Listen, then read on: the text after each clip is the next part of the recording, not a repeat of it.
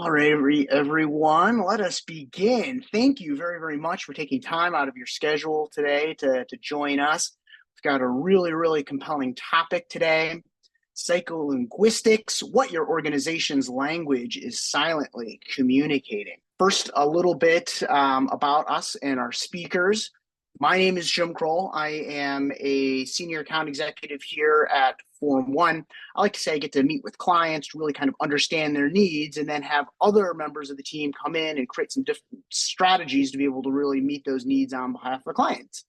And I am joined by my colleague, Stephen Bond. Stephen. Thank you everyone for joining us today. I am Stephen Bond, as Jim said. I'm Vice President of Strategy, so I have the pleasure of working across all our amazing clients, both on messaging and on digital strategy. So what channels, what kind of trends are we seeing? And excited to be talking about this topic today with you. And I'll pass it back to you, Jim. Thank you, Stephen. First, a little bit about Forum One. We are a digital agency. We're celebrating 25 years of turning ideas into impact.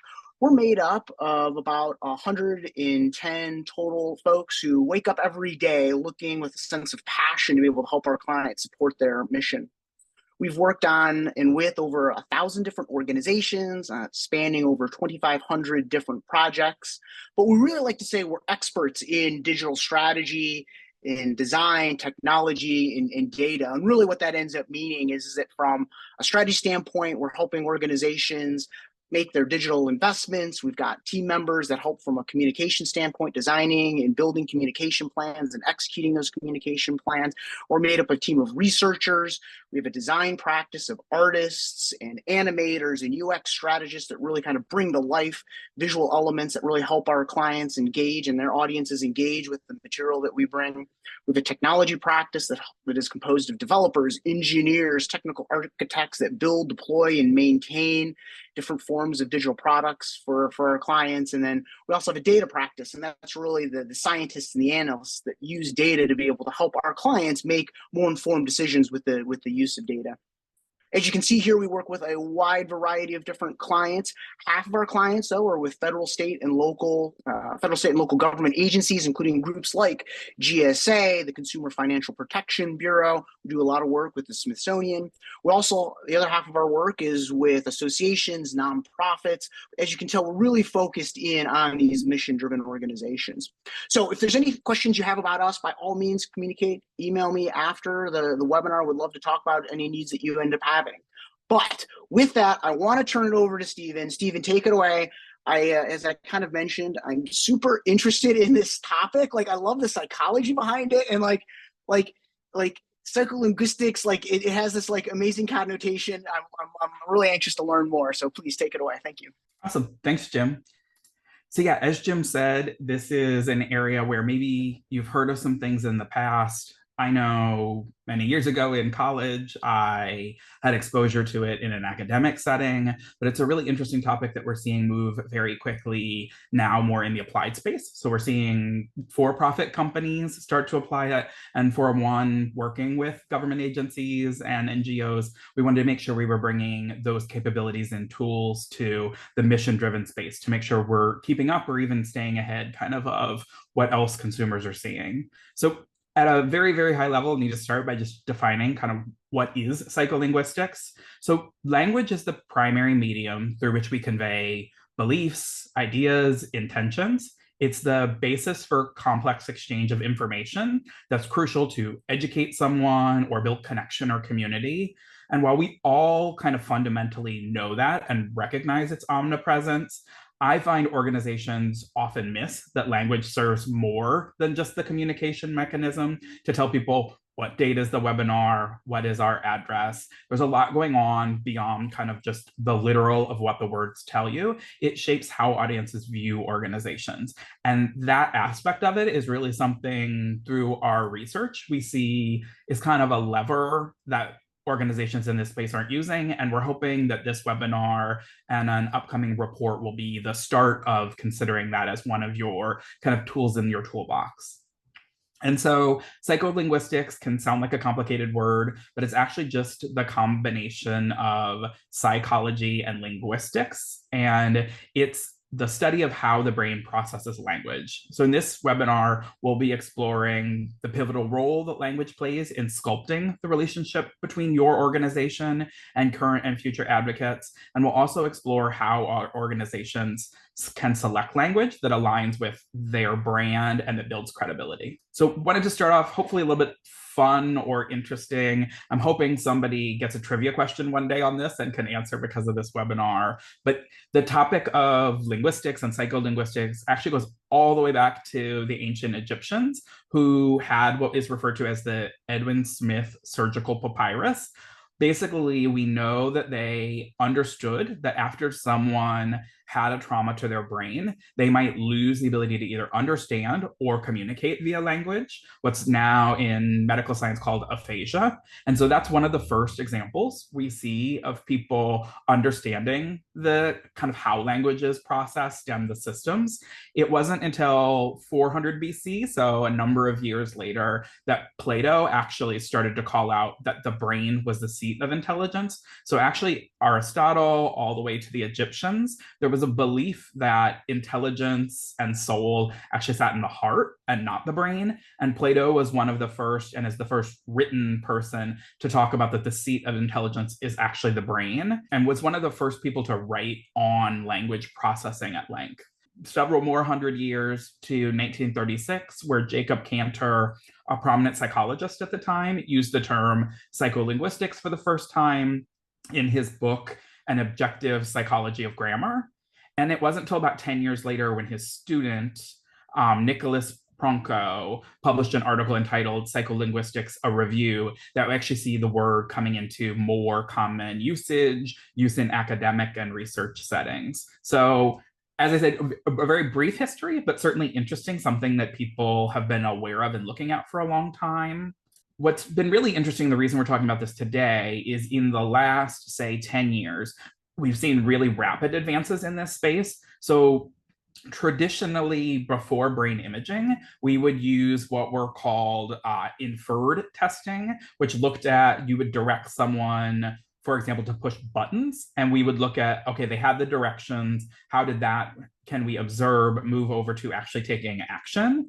But because it's inferred, it's not that reliable. We didn't really have a very deep understanding. But with the rise and creation of neuroimaging, we're now actually able to observe what sections of the brain are firing, how neurons are firing. And so our understanding and sophistication has rapidly gotten more complex.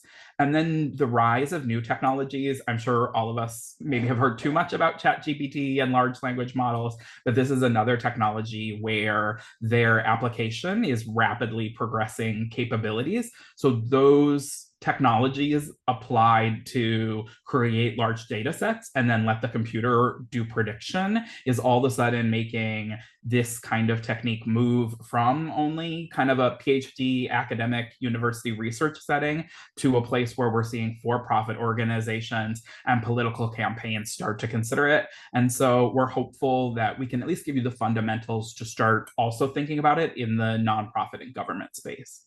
And so this is as nerdy and deep as we're going to go, but did want to talk about how the technologies that we're talking about today were created and also how they were validated.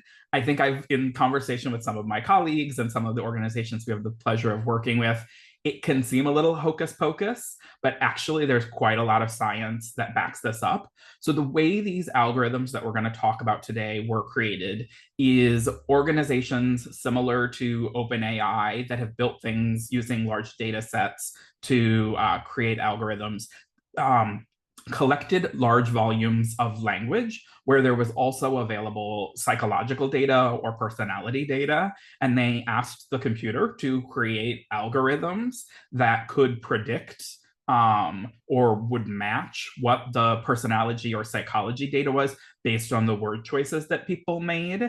And then they would apply that to additional text samples without knowing the psychology data and see, can we statistically significantly predict someone's personality? And it turned out you could. And so research went further to say, okay, well, how about similar to kind of a double-blind placebo-controlled trial.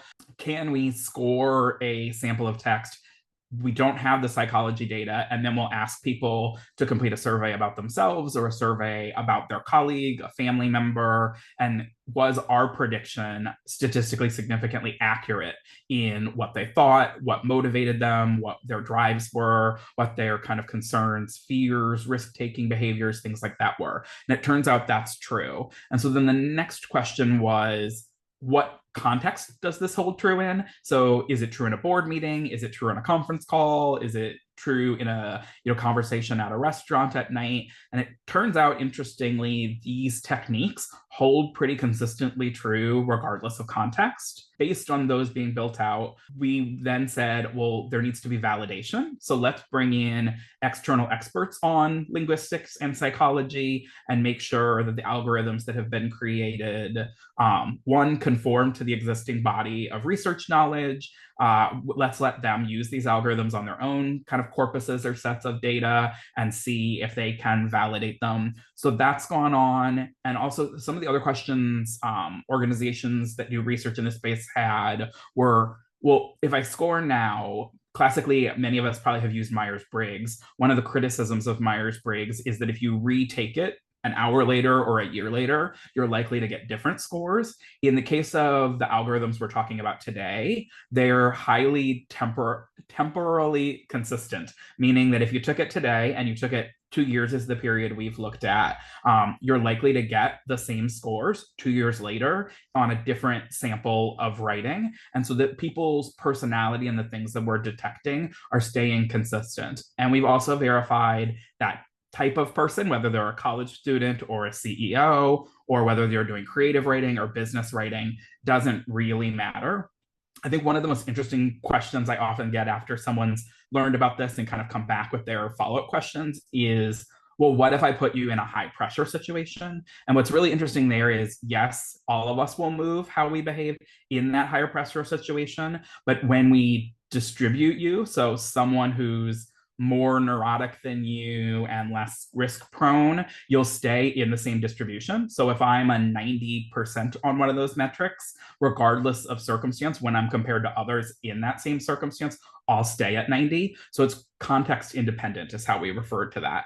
And then the most recent validation that's been done on this is all of us, as we're in this meeting today, are probably tired of all the Zooms that happen, but we're now in a position where we can collect enormous volumes of conversation via transcription of Zoom and other meeting platforms.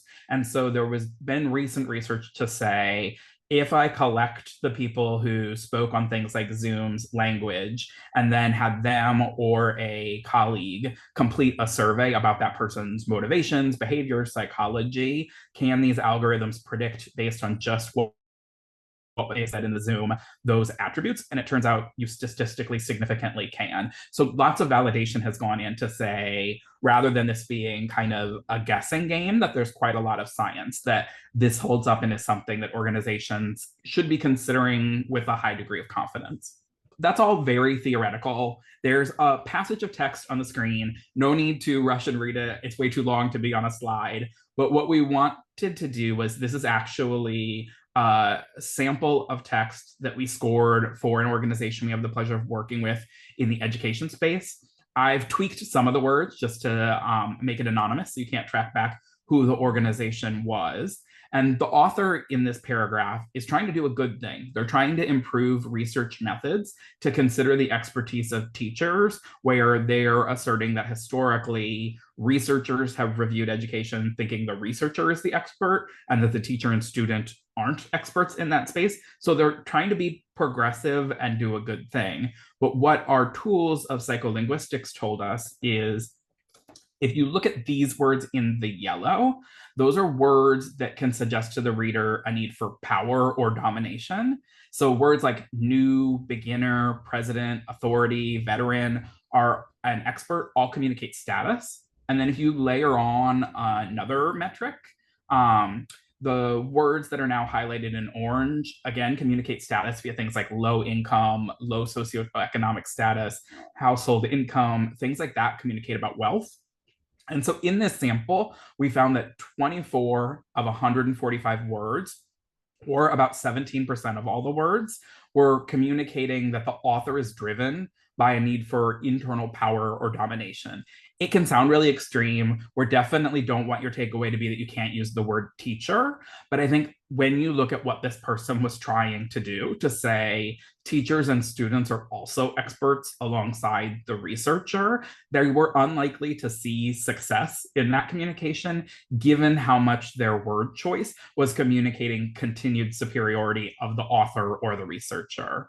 And so wealth and status are just two of the more than 200 research validated insights that we can gain from language. And hopefully this is helpful in understanding what we're kind of talking about when we talk about applying psycholinguistics to communications or to language. Finally, wanted to take just a minute to talk about why we thought this was a kind of pressing and urgent and interesting topic to be talking about now. And so just a few stats that I pulled about research done last year by the nonpartisan nonprofit Pew Research Center. So pretty shocking and jarring to me that fewer than 2 in 10 Americans now say they trust the government most of the time. Fewer than half of Republicans now say that science has had a mostly positive impact on society. And talking about that education space, Americans, 45% of them, nearly half, now say that college, universities, and K through 12 education are having a negative impact. That's wild to me. And I think we've all been aware, there's been a lot in the news about trust and erosion of trust in government and organizations. And I think these statistics underlie that there's a problem in the way that mission-driven organizations are communicating, and a need for new tactics and methods to kind of more convincingly and with greater trust and confidence kind of engage audiences. That's our kind of 101 on psycholinguistics. But great, we've observed these challenges that nonprofit organizations and government organizations are having. We've seen that this area, psycholinguistics, especially when applied to machine learning and new technologies, is rapidly advancing. In our research to prepare for this, we're aware that the New York Times, the weight loss service Noom, Raytheon, Ogilvy are all using this technology to change the way they work or to advise the organizations they work with. And so we were concerned that while some of the larger mission-driven organizations may be in a position to start looking at this, many of the medium or smaller organizations might not be. And really, based on those statistics we just saw, didn't want them to fall further behind or face greater challenges from these for-profit communicators. And so that led us to say, let's put together a webinar and also a written report that will be coming soon and will be delivered to all of you that are registered for the webinar. But we wanted to say, what can we compile that's useful to a wide swath of mission-driven organizations that gives them some fundamental ways of thinking about this and some learnings that maybe they can start applying now so that they're not left behind as this technology advances in other sectors. And so we've analyzed more than 20 million words that were recently communicated by 20 nonprofits and 13 government agencies. The samples that we collected were focused on the organization's history, mission, work, and programs, and they were collected via organization's website, email, and social media. The greatest value is we found in having communication of your peers. So if you're a specific nonprofit and you've got a peer set of people who are top of mind when they think of you, they also associate these others. Feel free to reach out to myself or Jim to talk about getting that data on your own. And we find that to be the most valuable, but we still think there are some kind of macro level communication trends that we find applicable kind of across all organizations. And so that's what we're going to walk through today. And there'll be even further detail and findings in that written report coming soon. Next up, we reviewed data, as I said, from a range of different nonprofit organizations. We categorized those organizations and government agencies into arts, education, environment, finance, health associations, and international. And as I said, we collected data from across different mediums. So we signed up for emails from all these organizations. We took a look at their social media, and we looked at those specific sections of their website focused on programs, mission, about, history, things like that. And so the first thing we used that data to look at is what's called the Big Five personality model. So in psychology, there's about 40 years of research that says for any person or organization, we all know to kind of think about them in 5 different attributes. And so those are agreeableness, conscientiousness, extroversion, neuroticism, and openness to experience. And we know that each of those I'll walk through are made up of what we call facets, which are elements of what makes someone agreeable or conscientious. For example, people who enjoy large parties tend to also like staying busy, and thus sociability is a personality attribute that is correlated between that desire to stay busy and organization. And we find these traits are relatively stable over time. And even in, as I said, situations that powerfully influence someone's behavior, their rank order on these will remain constant. And so, for example, a highly emotionally stable person, that they on this scale would score low neuroticism, will be more tense in a high stakes negotiation than they would be chatting with an old friend, but they will be more laid back than would someone who in that same situation is a highly neurotic person. So we remain stable kind of relative to the peer set. So it's definitely something to learn about that takes a little while, but I'll dive into this in more detail to hopefully make it more understandable to you and start being able to think about how you might apply it to your communication. Tricky chart to read initially, but we use this radar chart to look at those 5 personality categories. And as I said, we norm this to other communications. So we've got those 20 million words from government and NGO communications recently. And so anything over a 50 exceeds that attribute compared to standard communication, and anything under 50 under displays that attribute. So there's a couple of takeaways we observe from looking at this data. So the deeper purple color is nonprofit, and the federal government agencies are the lighter purple. You're going to observe one, there's kind of a sea of sameness. They all communicate very, very, very similarly. There's also kind of a lack of personality in the way that both NGOs and government agencies communicate. So you can see the scale here is 60 and nothing's even hitting 60. The total scale is to 100. So it was very rare, or we found almost no organizations that really had a strong and developed personality. And similarly, you can see in 3 of the 5 categories where both government and nonprofit had less display of these attributes than is typical for kind of an average human in conversation. And then there were 2 measures that we did see organizations exceed what was typical. So the gold 50 ring is typical, and you can see both government and nonprofit on agreeableness and extroversion push outside of what's standard, but not by very much. And so let's take a look more at what that means, or at agreeableness. So agreeableness, the category where these types of organizations displayed the most and slightly over what is typical. We can zoom in on that attribute and look at it in more detail. And so those who score high on agreeableness tend to be empathetic, considerate, friendly, generous, and helpful. They also have an optimistic view of human nature, and they tend to believe that most people are honest, decent, and trustworthy. I think those are all things that we would imagine most mission-driven organizations want to be communicating to their audiences. So great that we see this being a little above average, but there's a lot that could be done in communication to push this further and send that message to your audience. So I took a look at what were some of the communications that scored very highly for agreeableness.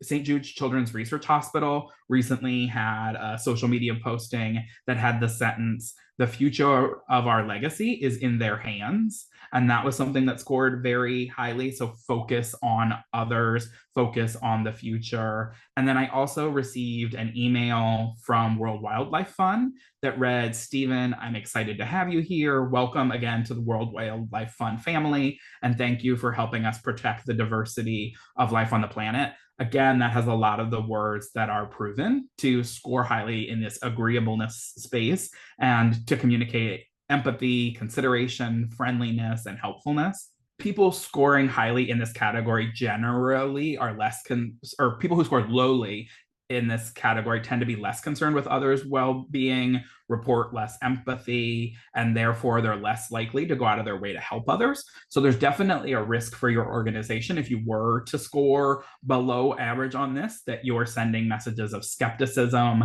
and unfriendliness to your audiences. As I said, you've got agreeableness at the top level, but how does an algorithm decide whether your organization or a person is agreeable? And so we look at these 6, what we call facets that make it up. So someone who scores highly for agreeable uses language that shows they're cooperative, empathetic, genuine, generous, humble, and trusting. What does that look like in words? So phrases like, I'm interested in people, I sympathize with others' feelings, I have a soft heart, I take time out for others, I feel others' emotions, I make people feel at ease, would all be sentences that are going to score highly within this category. And the opposites would be things like, I'm not really interested in others, or I'm not interested in other people's problems, or I feel a little concern for others.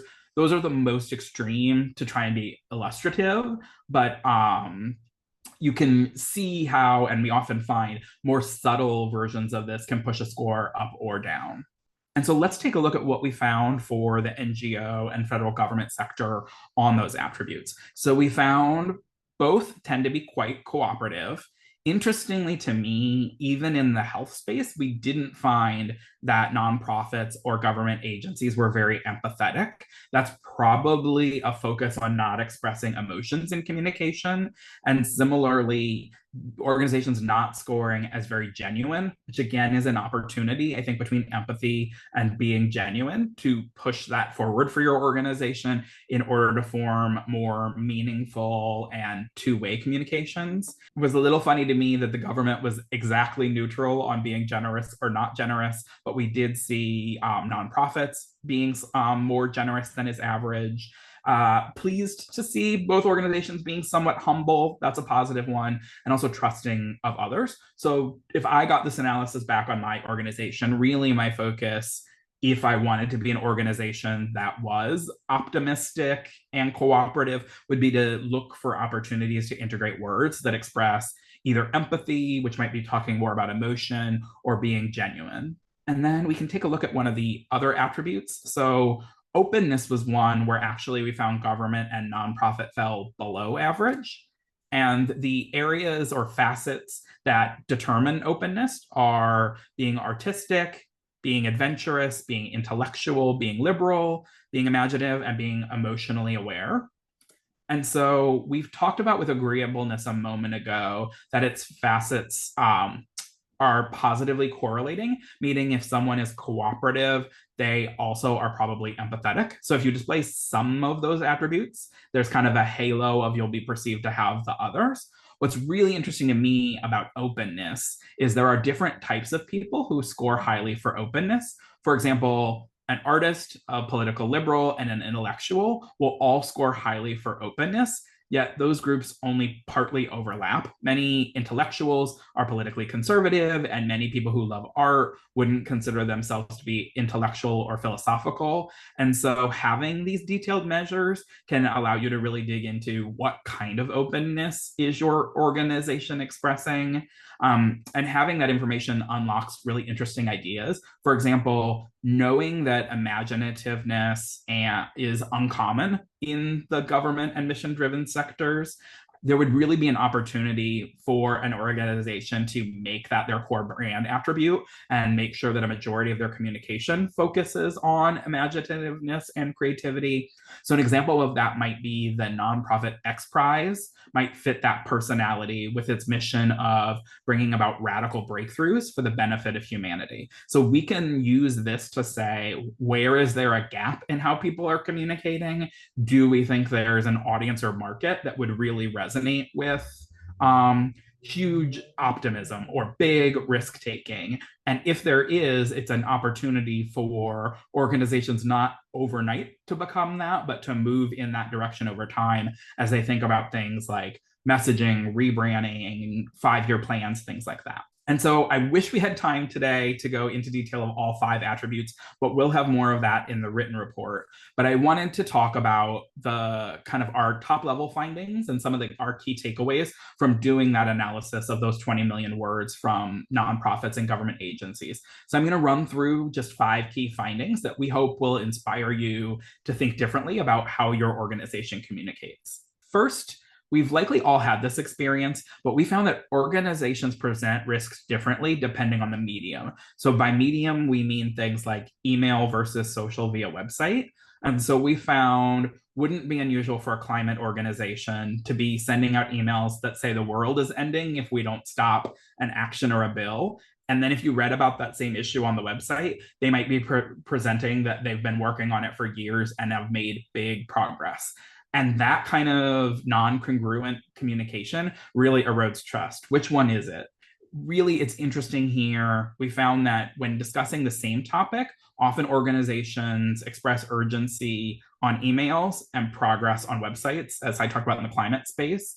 We also found that even within the same medium, so just on websites, often organizations will present risks inconsistently or differently across their website. As people, we tend to kind of, are you a risk-taking organization or are you highly conservative? Are you fast to change or are you slow to change? And what we're finding is that organizations vary that to a large degree across challenges. And that, again, undermines confidence or makes you confusing or seem inconsistent. I think if you, as part of your core values or kind of brand messaging, we take big swings or we make many bets, but they're small and incremental. You want to be making sure that that's coming across in how you talk about your work and programs consistently and not undermining or causing confusions. Wait, do you fund huge things and less of them, or do you fund many things? You want that to be consistent, and psycholinguistics is really helpful in it can score not just your website as a whole, but page by page or paragraph by paragraph, and you can figure out where is what we're saying on our website not consistent kind of with our brand words or our kind of brand attributes that we're trying to communicate, what we want people to think of us as and how they want them to think about us. What interestingly, we found many organizations aren't communicating that they're either risk-seeking or risk-averse, while others communicate differently depending on the topic. So it's quite interesting. This is one, risk-taking is definitely one where depending on the work you do, it can be a positive or a negative. So for me, NASA making the strategic decision to turn up their risk-seeking, make bigger bets, do something progressive and aggressive would be viewed positively. But the same, a government agency, the CDC, if they were to turn up taking risks, people probably wouldn't react positively to that. But I think our biggest top level finding is people want to know, is your organization risk-taking or conservative? And both government agencies and nonprofits really have done a lot to scrub their communications of that philosophy and just not talk about risks. And that's confusing to audiences. It doesn't match their expectations for communication. And it's kind of undermining. If I'm going to donate to you or volunteer, I probably want to know, are you making big bets or how do you approach problems? And the lack of that information is going to undermine your ability to recruit and draw in new people and motivate them. And then we looked across all the communications mediums, so website, social, email, and what we found made total sense after I saw the data, that email was where we saw the widest variance. So I would suspect many of you have a single person or a small team that oversees writing of content for the website. But I find many organizations let the CEO and leadership team, the advocacy team, the fundraising team, program teams all write emails.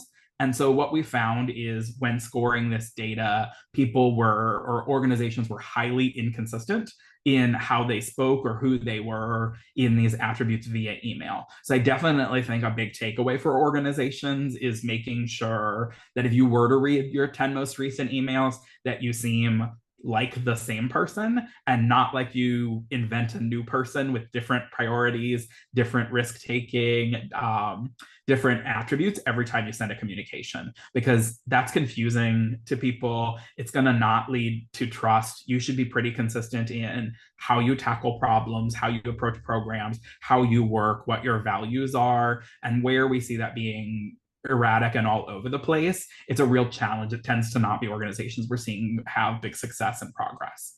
And then fourth, one of the interesting things that psycholinguistics can do is look at whether you're focusing on the past, the present, or the future. So words like ago, did, talk tell us that you're focused on the past tense. Present tense are things like today is now, and future is may, will, or soon. And so we were able to look by sector, who's focused most on the past, who's focused most on the present, and who's looking at the future. And so organizations in the arts tended to be the most focused and talk the most about the past. Other organizations in the education space were very focused on the present. That seemed like a miss or an opportunity to me. There's a lot of research recently about the challenges in the education space. So maybe it's the volume of challenges they're facing post-COVID at this moment that has them very present focused and not looking at the future. But education, the why and the motivation is so about future achievement and future opportunity that for me feels like a missed opportunity to be so present focused. And then we found financial organizations tended to have the most focus on the future. So if you wanted to be inspired about how do I talk about the future, you might look at communications from the FDIC or Consumer Financial Protection Bureau, organizations like that. And then our last big finding was that health associations had far more authentic language than those in other sectors. So things like being genuine. And we know from research that authentic communication builds trust and credibility. Our hypothesis would be that these organizations are either made up of the community they represent or get more direct feedback from them. But there's definitely an opportunity to look at American Cancer Society, ALS Association, and be inspired about how you might be more authentic in the language at your organization. And so hopefully those were interesting to kind of get you started about where there might be gaps in your communication or new things to consider, but wanted to call out some different areas where we're already applying this technology. So I would bet many of you have been through a rebrand or received a voice and tone guide for your organization. But I think there's always been a question of how do you actually ensure you're communicating in ways that are aligned with those words you chose as part of the rebrand. So maybe you have 6. And historically, it's been really hard to read 100 web pages and objectively judge which attributes you're displaying. And so that's one of the really rapid and promising uses of this technology, is to be able to get feedback. We've worked with organizations just completing a rebrand and looking to move their brand attributes in certain directions, and could let them know where their multiple authors were successfully moving in those directions and maybe where they were staying the same or losing ground. And you can also, using things like APIs, build right into your CMS that as you publish new content, the author gets data back on how aligned it is to your kind of core values and brand, to make sure that new things you're publishing are consistent, that you're telling the same story consistently about who you are and what motivates you.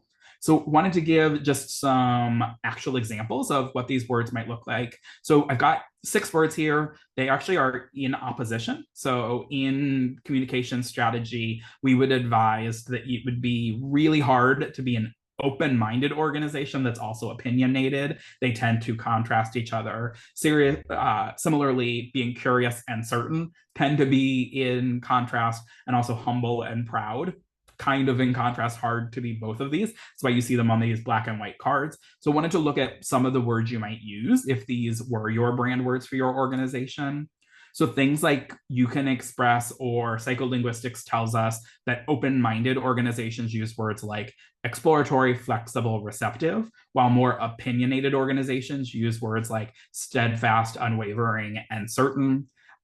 If you're a smaller organization that just wants to kind of dabble or start trying this, it can be as easy as when someone sends you a Word document before it's published on the website, just doing a control find and looking for these words to see which of these attributes you're displaying. There's obviously many brand words beyond the 6 we're showing here. If your brand words aren't here, you can just go to ChatGPT or Google and ask it in psycholinguistics what words make someone appear proud, certain, kind of fill in the blank for your brand words, and it'll give you back words both that you should be looking to include, and you can flip the question and say in psycholinguistic what words wouldn't make someone appear proud or humble, and look for words you may want to be avoiding. And then just a few other ideas for ways we're seeing mission-driven organizations start to use psycholinguistics. So very interesting to me in the DEI space. I know our organization and many of you have made commitments to try and advance in this space. And so psycholinguistics can very easily look for the use of pronouns and look whether organizations are expressing a gender bias in their communication and whether they're welcoming to all. Many of the organizations we work with have tens of thousands of web pages. So having a tool that can scan the website and in seconds report back where there might be gender bias is incredibly useful. And it's easy to address once it's called out and you don't have to read all 10,000 pages. So a powerful kind of quick application of this technology. We talked a little about differentiation. So understanding you've got your brand, then if you do this kind of analysis, how are you actually communicating? And does that align to the brand you've determined? And then how do others in your peer set communicate? So we've worked with some organizations to say, if you're the lesser known organization in New York City for the arts, if you speak very, very similarly, you're likely not going to overtake them. Likely what it would take to become more or equally well-known is a different message. And so this is a really powerful way to objectively have data and kind of play with what if we pushed to be more optimistic or more risk-taking or more creative or more future-focused, knowing maybe where one of your peer organizations is low for one of those attributes. There's been really, really interesting research on, people have used this on earnings calls to understand like the future of companies, but we're seeing mission-driven organizations start to use this to understand feelings about culture and well-being. So you can do things like scan your company's Slack and anonymously just understand kind of the health of morale at your organization. Unfortunately, there's been quite a number of layoffs in the last few years across the tech sector. And so many of them are using this technology to look at morale and kind of how people respond to different messaging.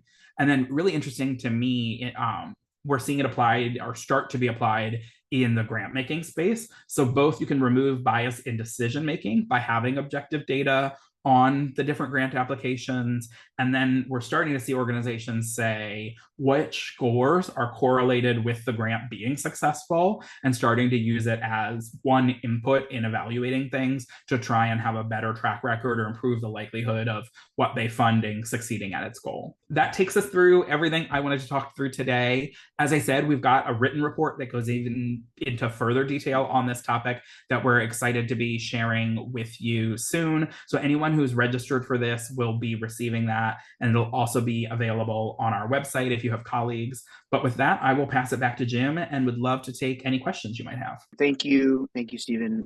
Amazing stuff. Psycholinguistics. Okay, so here's my first. I'm going to start off with a question for you. We've already have one in the chat here. So here's my first question to you. You kind of refer to it once, or you thought about this conceptually as it was a little like hocus pocus in some regards. So I'm curious, my friend.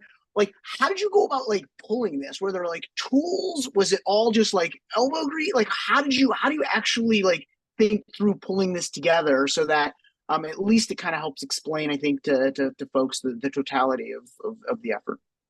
It's interesting to see. I think lots of people went into marketing communications because they didn't like math. And now all of a sudden, first we had analytics be like, you're math, math, math all day long. And this is the next in that. So you've got to make sure you're taking a more rigorous scientific approach. So we've seen sometimes where we run the tool and get confounding results. It's because we weren't objective in picking the same kinds of samples. So if I compare Forum One's about page to a different page in a newspaper, like probably not that apples to apples. So in our example, we said, let's look at about pages, about mission, about programs, because those are pretty standard and exist across government and NGOs.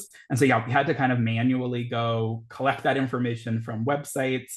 We then collected it. We registered. Thank you to Cass and Tina on our marketing team for helping me register for all the emails from the organizations we wanted to look at.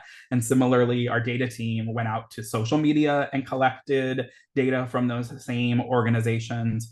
Right now, because this is an emerging technology, we had to use an API to process those 20 million words, and there's a cost to that computing time, and it's somewhat complicated. Many of the tools are developing user interfaces. They're not available yet, but we wanted to be kind of on that leading, bleeding edge so that people were aware of this, so that as it becomes easier to access, it's something they're aware of or have a fundamental understanding of, or some ideas. Maybe as you do your budget for next year, you're looking at what tools may have come by the end of the year so that you could potentially be considering this. But right now it tends to be a little nerdy and techy. And I think the more we can integrate it, so I think it's a great idea to use an API and a developer to build it into your CMS and give back your writers a score right in the CMS where they don't use the tech at all, but they submitted words, and before it publishes, like, here's how it scores according to the attributes we want to display from our brand, to me is a way you could build it into your workflow in a way where maybe you don't have to understand all the science or things like that, but you can start applying it to your work pretty much immediately.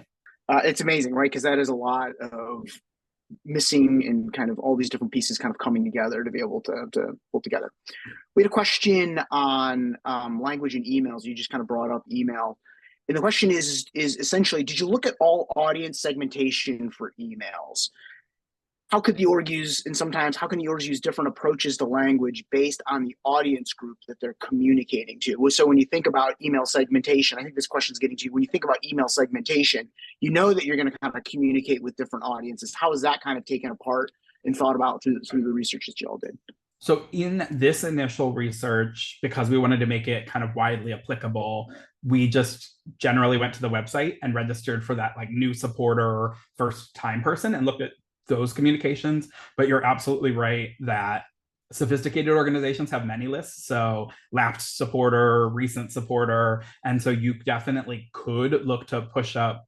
If I'm a lapsed supporter, maybe I want to have a focus on the impact my organization is having to try and subtly build the belief that supporting again is powerful, was worthwhile, things like that. So you can apply these kind of technologies to any text sample. So we see them being used on speeches, you can do an analysis after an all hands Zoom meeting. So it would definitely make sense.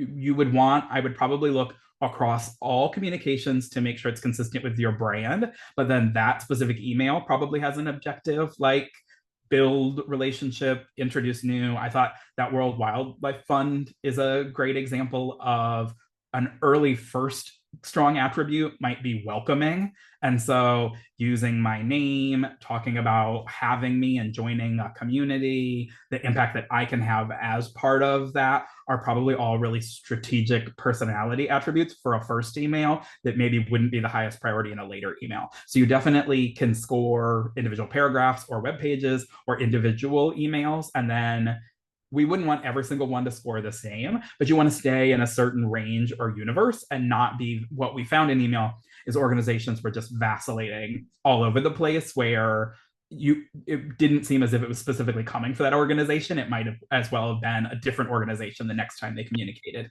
And that undermines trust. It's like, who are you? It shouldn't move every time I hear from you.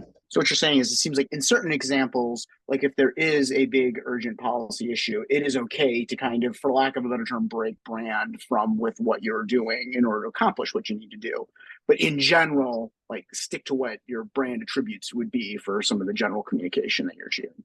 And I wouldn't say it's even break brand, I think Mhm. most organizations, like it would be useful to plot on like a scale of 1 to 10. Are we conservative or progressive? Not necessarily in the political way, but like, do we take huge bets and we're okay failing? Or are we more going to fund the things that have had proven success in the past and we're going to give them a large amount and scale it? And so knowing that version of how you approach problems should be consistent, unless there should be a good reason if it's not consistent. So maybe you do both and you need to label the two programs and be clear about that. But where it reads that you're taking a huge bet and then the next email reads, nothing's working, like that kind of jumping all over the place undermines my ability to form an opinion of, I know who that organization is. If I give them money, I know how they will spend it. Like, you're not going to get, we don't want donors that say, I want to dictate exactly how you spend those dollars and things like that. And part of building that trust that they will spend my funds well,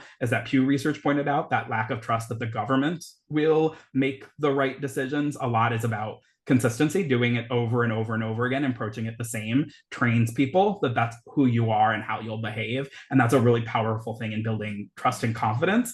And where I think we see government agencies be all over the place and change leaders constantly, it probably is one of the big factors in erosion of trust in those institutions. Gotcha. Gotcha.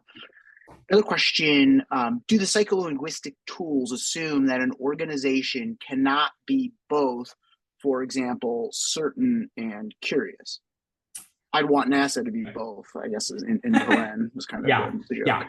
So in brand strategy, we don't say you can't be both. We just call out that that can be confusing to people. Like, it's a caution. I will advise organizations, you may have one where you want to be both, and that can actually be really, really interesting and differentiating, that's kind of unique that you're pushing both in different ways. It's where the facets can be really useful. So where you can get a big personality trait that's made up of a few smaller ones, if those smaller ones, you can look whether they're statistically linked or can exist together. So I think certain ones like risk taking versus risk aversion, very confusing to people that you would approach that differently every time. But curious early, or curious as in open to new ideas, I think could be congruent with making big bets or taking risks. And so I wouldn't say that one's in contrast. And if you have questions on specific attributes, we can actually tell you across the more than 200 what are the other attributes that they're statistically linked to and which ones are independent. So you could look at what your current brand words are and know this is the other universe of things people would expect us to be showing, and what are the things we may want to shy away from because it's eroding or undermining people's expectations of someone with that attribute. Awesome. Very, very good. That's it for questions, unless there's any other questions out there. Checking the QA and the chat. It seems like we've got it all covered. Stephen, this was wonderful. Thank you very much. And it's amazing the 411 team put a lot of time and effort into pulling this together. And I think it's totally exceptional to be able to kind of look across the industries and within the nonprofits and the government space. And so I'm looking forward to us being able to send it out. But we had one other question come in. Do the tools provided principal component analysis along with these personality distinctions? I guess what this is getting at is, do the tools provide component analysis along with these personality dimensions? In other words, are we able to kind of, it looks like at like a high level, look at those 5 different within the radar, but then come with those 5 or 6 other different words that kind of describe or kind of help influence what one of those dimensions would be? So as I was saying, they're statistically linked, that if you're empathetic, you're probably like compassionate or whatever. I may be getting wrong, but different attributes are. And so Yeah.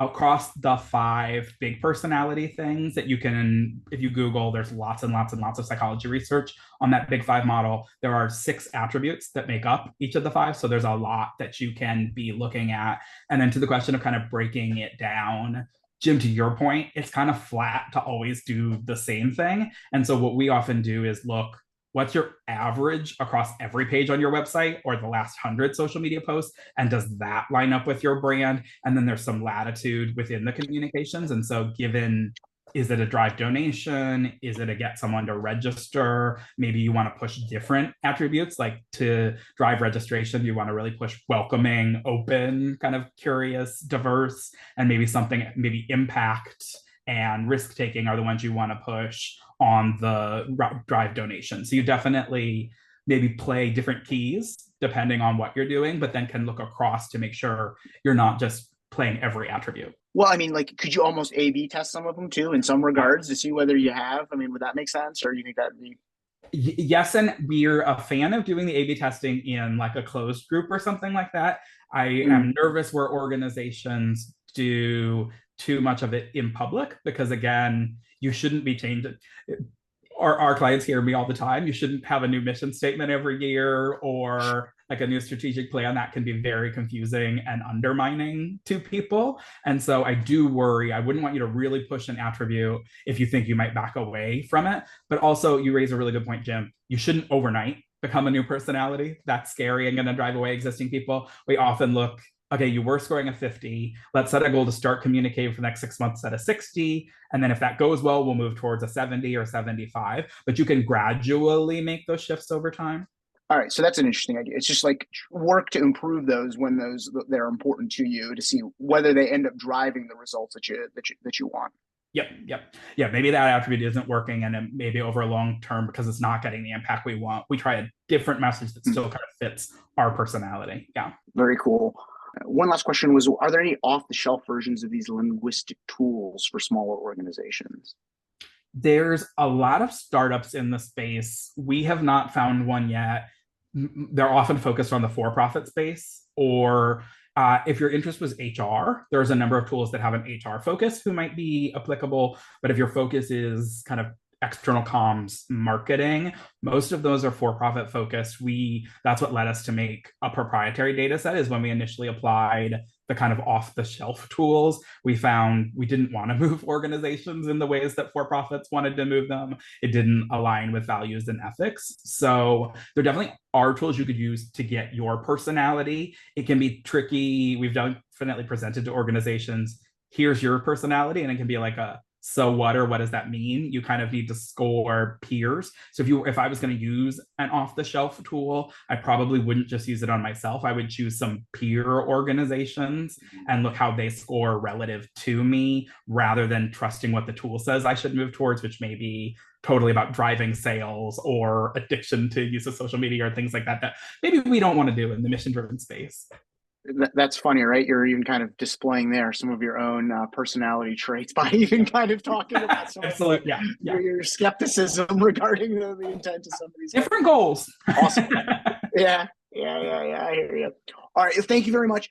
And as Stephen mentioned, we're going to be sending around the report here.